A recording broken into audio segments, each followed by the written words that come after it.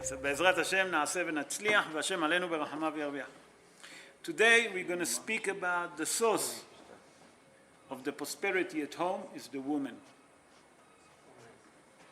A woman, רבותיי, a wife is the source for happiness, prosperity, wealth, whatever you want to call it. Where is the source for it? So, if we'll ask everyone will tell you, I want it. I want money. I want to be happy. I want a brocha. You don't have to go so far. You can find it at home with your wife. Where do we find it from the Torah? We start first of all with the Or Torah. The Torah tells us in Sefer Bereshit, in Parashat Lech Lecha. In chapter 12, verse 16, the Torah tells us like this, ולאברהם היטיב בעבורה. That means that, let me tell you the story and then you'll understand. When it was a famine in the land of Eretz Israel, Avraham Avinu and Sarah Imenu gone to Eretz Mitzrayim, נכון? פרעה הרשע, his ministers, took Sarah, because Sarah was a beautiful looking woman, the minister took her for Pharaoh. Immediately HaKadosh Baruch Hu appeared in a dream to Pharaoh and tell him, do not touch this woman. This woman is a married woman.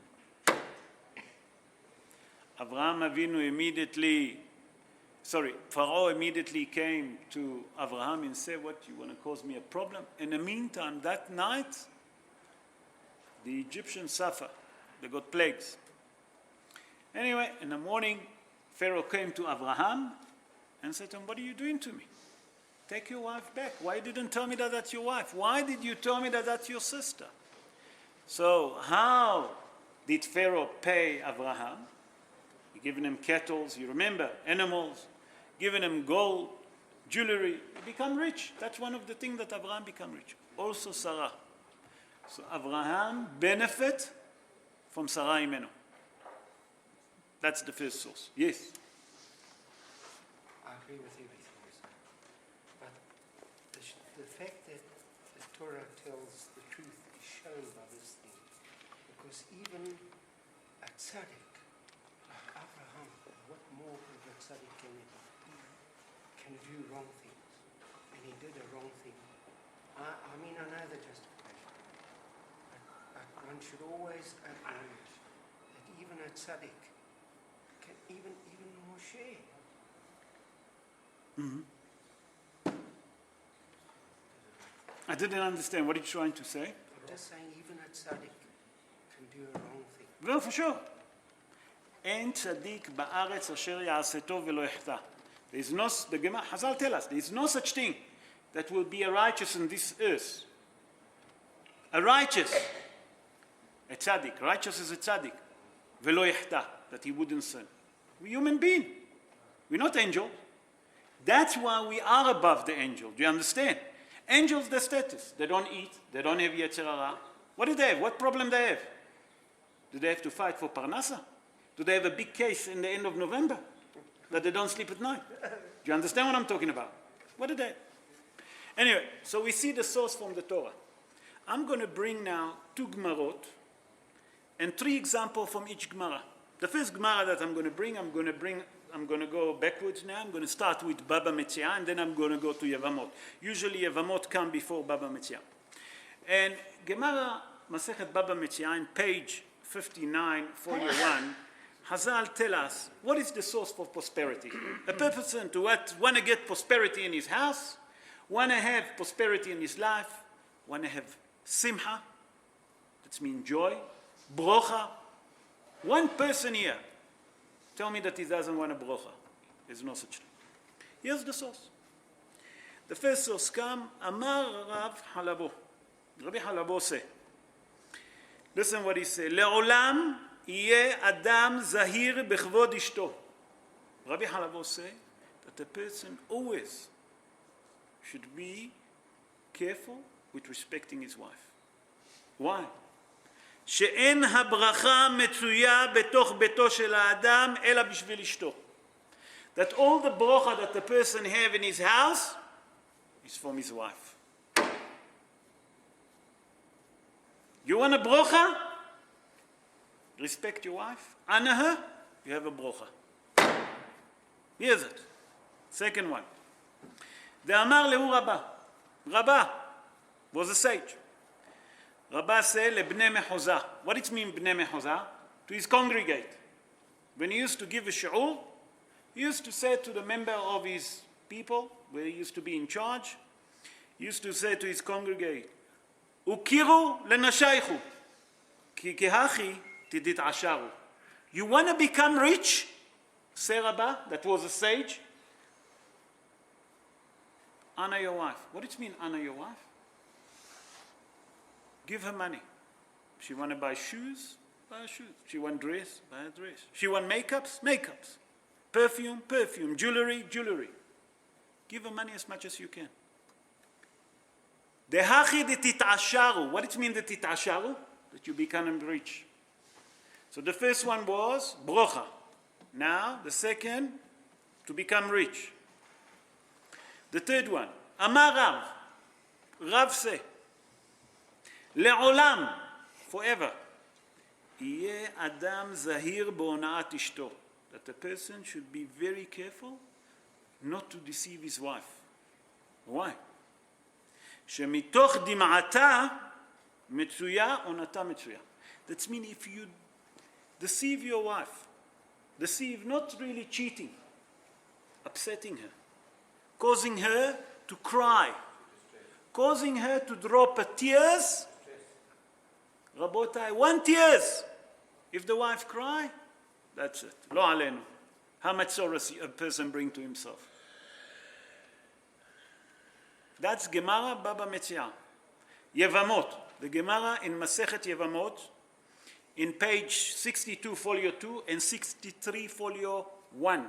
Look what Hazal say. And here in this Gemara, we learn what Hazal teaches about, that a person without a wife, what is he lacking? Amar Rabbi Hananeli. Rabbi Hananeli say like this. Kol Adam she'en lo isha. A person that doesn't have a wife, sharui belo simcha, belo bracha, belo tova. A person that doesn't have a wife, not married, those people say, I'm happy to be a bachelor. Come Hazal and tell us, he have like this. No simcha, no joy in his life. No brocha, no tova. Nothing good. Where do we learn that? Where do we learn that? That without a woman, a person is not a person? Hazal tell us in Sefer Bereshit, in Parashat Bereshit, in chapter 2, in verse 18. Lo tov heyot ha'adam levado. HaKadosh Baruch Hu saw when he created Adam, it's not good for him to be by himself. What did he decide to do? He'aseh lo ezer kenigdo. I will create someone to help him. And he created Hava. And that's what we call Adam v'Hava. We'll see why. Tanu Rabbanan, the second one. Our sages say, האוהב את אשתו כגופו ומכבדה יותר מגופו, עליו הכתוב אומר, וידעת כי שלום אוהליך. Hazal tell us that the person that respects his wife more than he honor himself, that means he honor her more than he look after himself, he look after her more than he look after himself. And then he respect her the same like he respect himself. Our sages say on that, Ki shalom be'olecha. You want to find peace? That will source the peace in your house, peace and harmony. Yes, Paul, before I continue. The only thing that I mean, I agree with everything. We've gone here. Yeah. I agree with everything that you said. But, I mean, if a man or a lady is alone, isn't that Hashem who decided that? We'll see. Can't he do We'll see. mitzvot, his own mitzvot and her own mitzvot? We'll speak about it just now. That's not part of the show, but I'll speak about it. I agree with everything you said. But it's just that if a man is alone and a woman is alone and doesn't marry, I'll tell you now. I'll speak about it. Hashem, I don't know. Hashem have his own way.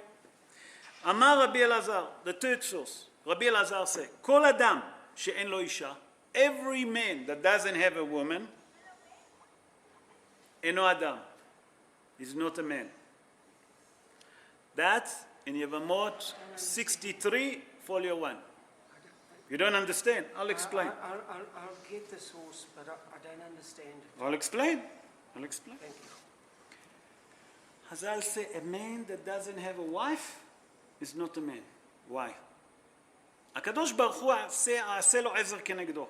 When a person married a wife, Hazal says something very important, רבותיי. People think that marriage is a joke. That's why we have so many divorces today. The divorce rate is so high. I wish that some strong lawyers will try to avoid all of this nonsense, because people fight, and the only one that benefit from it is only the lawyers. Haval, haval, haval, instead of making peace. And Hazal say when a couple get divorced, Mizbeach boche. Up in heaven, the altar's crying. The heaven is crying. And Hazal say that you're given such important thing, strong thing to people, and they play game with it. But what is it? The person that doesn't have a wife is not a man. When a husband and a wife get married, you take one soul and one soul. What does it mean? The soul of the man and the soul of the wife. That soul is still not a full soul. The Zohar explained. That soul become a full soul only when they got married. They become one soul. It's very difficult to understand, it's a heavy thing. And Hazal say, later on, I'll explain to you, Paul, if you want, we'll sit on it. It's a big shi'ur for to sit on it. But Hazal here come and teach us, how important is it? And Hazal giving us all the sources. You don't know, you don't have to go to all of those, what do you call it? Marriage counselor. It's all money making. I'm not here, I don't say that you don't need. But it's a lot of it. People make money. You go to lawyers, psychologists. Here's the remedy. Hazal tell us everything here.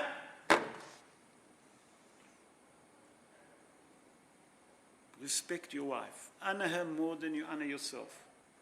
You have money, spend it on her. Listen what the Rambam paskin. The Rambam, the big eagle, they call him the big eagle, Hanesher HaGadol. The Rambam, just for you to understand, to give you history about him, he born in the city of Cordova in Spain. He born around 883 years ago. The Rambam is Rabbi Moshe ben Maimon. And he wrote the famous book, Mishneh Torah. And in Mishneh Torah, he wrote about almost in every chapter that he wrote about a thing for our life. In Ilchot Ishut,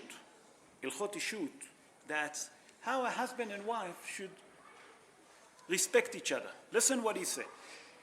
Here he gives advice to the man and to the woman. In chapter 16, in Ilchot Ishut, Halacha Yutet, that means law number 19, he speaks to the man. And he said like this. V'chen tzivu hachamim, our sages command us, שיהיה אדם מכבד את אשתו יותר מגופו ואוהבה כגופו. That means respect her, honor her, and love her like you love your wife. Not only that, ואם יש לו ממון, if he is Baruch Hashem wealthy, listen what he said, מרבה בטובתה כפי ממונו. He must spend on her money as much as he can. Not to go bankrupt, but not to be a miser. We'll speak about miser just now. And then he said, ולא יטיל עליה אימה יתרה. That means he mustn't show anger and fear. And when he speak with her, when he speak to his wife, must speak to her always pleasant. ויהיה דיבורו עימה בנחת. Pleasant. Listen what he say. ולא יהיה עצוב ולא יהיה רגזן. He must never show that he's cross and he's angry with her. That's the Rambam telling the male how the husband to respect his wife, how to behave. Then he said to the wife now, how she must behave with the husband. Listen what he said. She must respect and listen to her husband. And the husband should be like a king and minimum like a minister in her eyes, not less than that. And she must do everything that she can do in her power to make him happy if she wants a good life. Yeah, here's the remedy. Here's the remedy. Here's the recipe. Take it. Work with that. You have the best life. I want to share with you a story that brought in a Gemara in Gemara Yerushalmi about Rav Kahana. Rav Kahana originally was in Bavel. You need to fled from Bavel. It's not the time for that. That's a different story. He came to Eretz Israel. He married Israeli girl from Eretz Israel. And he have a son. They call the son Salik. Salik, if you translate it from Arabic to Hebrew, it's mean Ya'aleh, must go up. The same like Rav Kahana done Aliyah to Eretz Israel.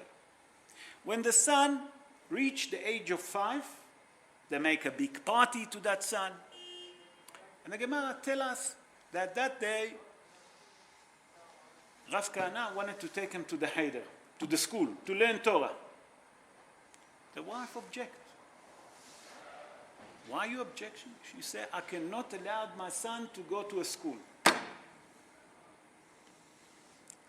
Kahana said, in that case, we have a problem. Bring me your ketubah. Bring me your ketubah. I'll pay whatever I have to pay you. You can go home. I'm going to educate my son. He said to him, what fault did you find in me? He said, there's no bigger fault that a wife doesn't want to send her son to study Torah. She said to him, I didn't say so. I said, I don't want him to go to school, to the Heder.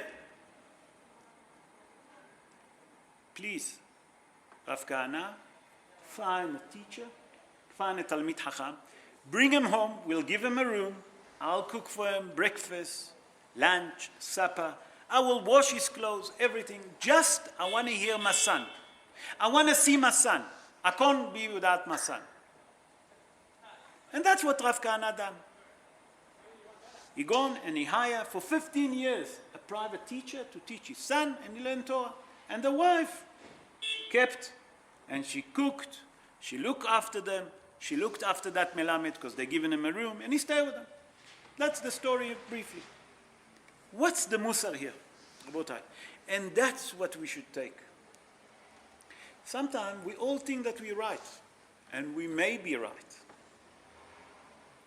But that story comes to teach us to learn to compromise. Without compromising, Rabota, you're not going to have prosperity at home. You're not going to have any brocha. He was right, and she was right. She had this mishuga. She come without a son. It's a sickness. But when Rav Kahana realized that, he said, no problem. I'm willing to compromise. So it's cost them more money. How's it feeling to our days? How's it fit with our days? Everyone can send his kids easily to a public school. Because a private school costs much more. You send to Yeshiva College. You send to what other school that there is, Torah Academy, that the old Jewish school, there is others. Don't remember all of them. You have to pay a lot of money. Yes. You have to learn to compromise. Sometime in life, you have to learn to say, let go. It doesn't mean because you're right, you're wrong. No. You're right, but you have to learn to compromise. You're right, but dead right. Sorry? You're right, but dead right. Yes, if you learn to compromise, then you're dead right. I agree with you, Stevie. But if you don't, you're absolutely right. That's the secret, to learn how to compromise. But now, I would like to share another thing with the ladies here, because it's not fair just to bombard the men. A woman has to know how to accept things. And I hear a story, and that story that I hear from Rav Igal Cohen. Rav Igal Cohen, I saw one of his shiurim, and in his shiur he said that the couple came to him, they have a problem. And she said whatever she have to say, he said whatever he have to say, and he dealt with it. And he said like this, for 5 weeks, Rabotai, he trying to convince the husband to buy his wife flour. The husband was a miser. It's happened. Stingy. You know what is stingy? Can't open his hand. Miser. After 5 weeks, Baruch Hashem, he said, I managed to convince him. He gone to the shop and he bought his wife flowers and he came home. He came with a smile on his face. I bought you a flower, my wife. The wife said, I don't like those flowers. You laughing. But you know what it's done to that husband? 5 weeks the rabbi tried to break the wall. Imagine drilling a wall for 5 weeks to go over that. At long last we managed, the wife said, I don't like those flowers. To teach us, Rabotai, that the wife have to learn how to accept. Also the husband have to accept. Even if you don't like it, and it's not really what you wanted, show your appreciation. Nachon that it's not the truth, but Chazal tell us, Mishum darkei shalom, mutar leshaker. And that's shalom, shalom bayit. So how beautiful is it? If it's the wife got the flower, you don't love those flowers? Oh, my husband, this is the best flower. You couldn't buy me better thing. Believe me, that will change him, that he will continue to give. But the difference is that sometimes a husband comes from work, a full day, he's in his business, or he work for someone, and he have the chorus of that day. And the wife, yes, he opened the door, the machine gun, ta-ta-ta-ta-ta-ta. Wait 1 second, vachabiki. Vachabiki, we say in Yiddish, vachabiki. Let them sit. Give him the cup of tea. Let them relax. Let them eat supper. Give him a tot of whiskey. He's relaxed. Now open the machine gun. So from here we learn that also a wife has to understand how to accept it. And the husband also. You come from a day of work. Don't take all your stress at home. We learn from here that we don't have to go to spend money not with psychologists, counselors, whatever you want to call it. They're giving them today so many names. Marriage. Marriage. How did they get to that? Where did they learn that? Did they learn Gemara? I'm not saying that it's not necessary. There's a problem, you go to a rabbi, you go to someone. But first do the basic. Try the basic. If it's work, it's work. It's work. If it didn't work, try. Then go to marriage counselor. Then start spending money. But I promise you 99.9%. If you do what the Torah tells us, what Hazal tell us, you'll become rich. You'll have happiness. You'll have prosperity at home. You have simcha. You have brocha. If you respect her like a queen and she respects you like a king, why shouldn't be happiness at home? But the husband have to understand, because we have a macho. Men have a problem. That's a problem with the masculine. I'm the man at home. But anyway, if it's come to question, what do you think, my wife? No, I'm not sure. Hubby, what to do? No, you do it yourself. So where's the masculine? You're under the table. Everything to her. She'll do. So before you start showing muscle, don't show any muscle. Anyway, she's going to decide. Let her do it. It's the truth. Anyway, she's doing it. I want to ask you here all. Did you ask every Friday or every night what you're doing for supper? No, I don't want that. I want you to do that. You don't have time for this nonsense.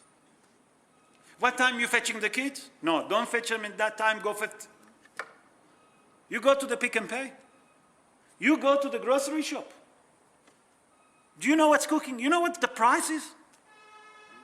So why are you showing muscle? On the other way, the wife also have to understand. He work hard. He want respect. He bring the money. Let him think that he's the king. Oh, it's nicht gefällig. Let him think the king. He'll think that he's the king, but you will be the queen. Pashut. And Be'ezrat Hashem, that we should all learn from here one important thing. That if we can pass that message to all the youngsters, we'll have less divorce rates, please God.